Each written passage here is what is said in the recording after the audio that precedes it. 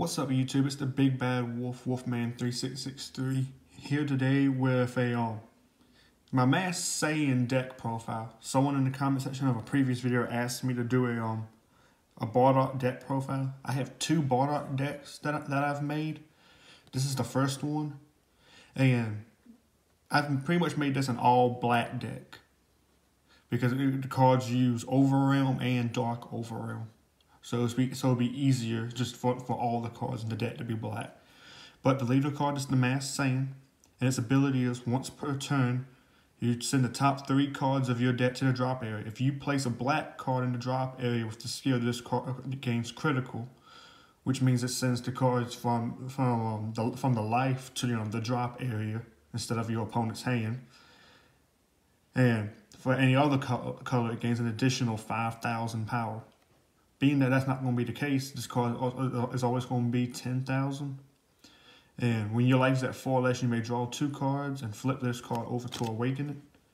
You got Bardock Unbound by Darkness. It has the same skill as the non-awakened side, but its auto is when this card attacks, you draw 1 card. Next, we have Minus Kill Zone. It's a 0 cost energy. And it sends 3 cards from your drop area to your warp. You draw 1 card and your opponent may not activate any counterplay skills for the duration of the turn.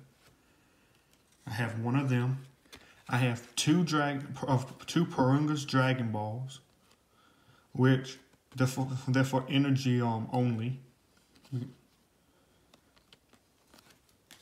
I also have 2 Dark Kamehamehas, which also energy only since I don't have a mirror leader card. I have 1 energy Poutine and Demigod's Thrall. It's a 4,000 power, it's a blocker.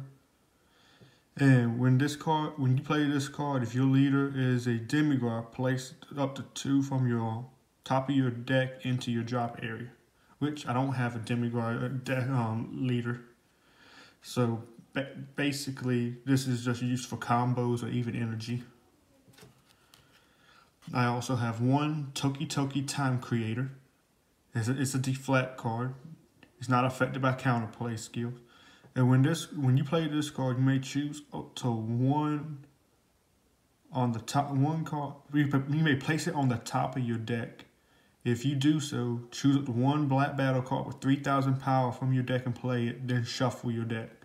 This also is primarily used for energy, cause I'm not sure if I really want to play any cards that have 3,000 power.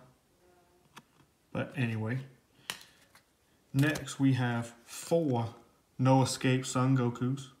Also has deflect, and its auto is when you play this card, draw 1 card, and players can't use non-keyword skills to return battle cards in the battle area to their own hand during their turn for the duration of the game.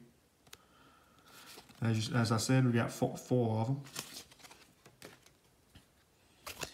Next, we have 4 of the Toa Space Time Unleash, and its skill is when you play this card, look at the top 7 cards from your deck, choose up to 1 mirror or Mass Saiyan among them and add them to your hand, then shuffle your deck. And that's good for getting out and approaching Mass Saiyan. I also have 4 Time Judgment. Negates the attack, then you may place 2 cards from your hand in the drop area. If you do so, add this card back to your hand. Now we get to the 2 energy cost cards, and I got Frigid Battle Poutine. It's a Dark Overrealm 3 card, so I have to send 3 black cards from my drop area to the warp in order to bring her out. If I don't want to pay the 2 energy. Its auto is when you play this card, choose up to 1 Demigod with an energy cost of 4 or less from your deck and add it to your hand, then shuffle your deck. Now this is the first of the Dark Overrealm cards that I have.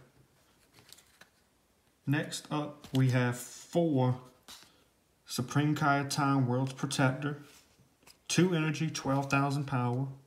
Is a super combo.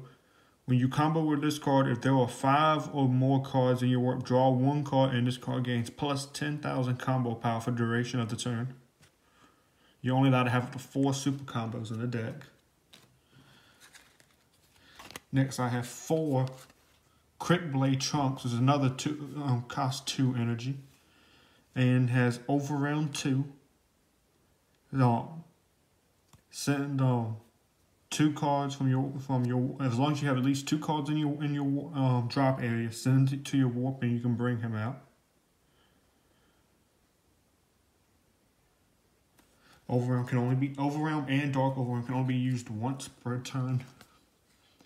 Now we have a 3-cost Dark Rejuvenator Toa. Overround 3 plus 1 energy.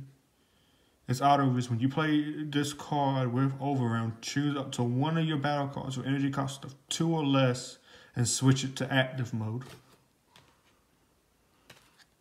We also have 1 Time Choice Supreme Kai of Time, energy cost of 3, Overround 3. Its auto is when you play this card using Overround, look at up to the top 3 cards of your deck, choose up to 1 battle card among them and add them to your hand. Then place the remaining cards at the bottom of your deck in any order. Next, we have Gravy, the Lightning's Might, which is another cost 3 energy. It also has Dark Overround 2 and also use 2 energy in order to play them. 20,000 power. You got 1 Dimension Support Trunks, 3 energy. Overround 3 plus 1 energy. And auto, when you play this card using Overround, choose up to 1 skillless battle card with an energy cost of 2 or less from your deck and play it. Then shuffle your deck, then it gains critical for the duration of the turn. Next, I have 2 Power Aura Mirrors. They have Overround 3, and its permanent is when you have 3 or more cards in your warp, this card gains plus 5,000 power. If you have 5 or more cards in your warp, this card gains an additional 5,000 power. So basically in this deck, this card is always going to get plus 10,000 power. Next, we have 2 of the Unrelenting Assault Trunks. 15,000 power, Overround 3. Its auto is when this card is sent to the warp from your battle area or deck, add it to your hand. So pretty much every time you Overround and bring this card out, you can return it to your hand at the end of the turn. Next, we have a cost 4 energy, Dark Control Demon God Demigra. It's Dark Overround 4 and energy cost of 3. Its auto is when this card attacks, your opponent chooses 1 card from their hand and sends it to their warp. If that card was a battle card, combo with it in your combo area. Okay. Our next cost 4 energy is Absolute Attack Mirror. And its permanent is your opponent cannot activate blocker during this card's attack. 20,000 power, 4 energy. Next, we have 2 Killer Sword Trunks, a Xeno Evolve card, and it costs 4 energy. It has double strike, which means it inflicts 2 damage instead of 1 when it attacks.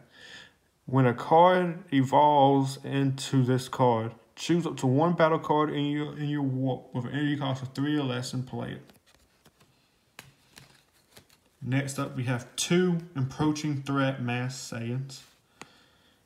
Its permanent is this card can attack battle cards that are in active mode, and also its other permanent is when you send 7 or more cards to your warp, reduce the energy cost of this card in your hand and warp by 1.